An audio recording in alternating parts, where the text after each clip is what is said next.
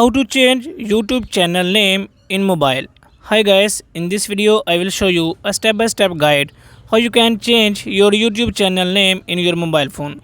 So without wasting your time, let's get started. First of all, you have to open your YouTube, and here you have to click on your profile icon,